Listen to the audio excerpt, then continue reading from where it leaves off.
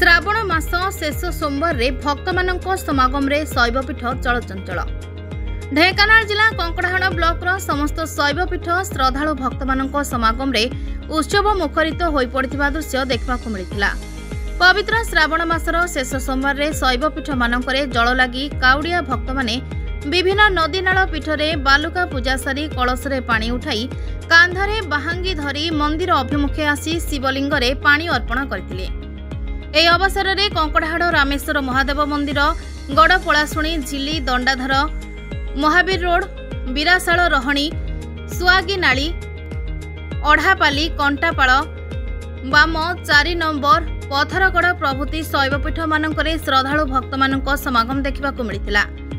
ରାମେଶ୍ୱର ମହାଦେବ ମନ୍ଦିରରେ ଶ୍ରଦ୍ଧାଳୁ ଭକ୍ତମାନଙ୍କ ଭିଡ଼ ଯେତିକି ଦେଖିବାକୁ ମିଳିଥିଲା ତାଠାରୁ ଅଧିକ କାଉଡ଼ିଆ ଭକ୍ତମାନଙ୍କ ଭିଡ଼ ଦେଖିବାକୁ ମିଳିଥିଲା। मंदिर में श्रद्धालु भक्त मानक भिड़ नियंत्रण करने को मंदिर परिचालना कमिटी पक्षर स्वतंत्र बंदोबस्त कर गोटे धाड़ी में भक्त माने ठाकुर दर्शन करुवा अन्य गोटे धाड़ी में काउडिया भक्त माने मंदिर में प्रवेश कर पानी अर्पण करने दृश्य देखा मिलता।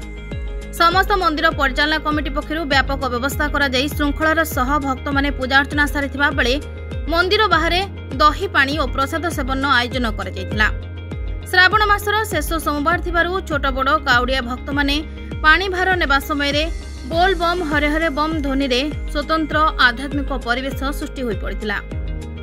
ब्यूरो रिपोर्ट ना ओडिशा।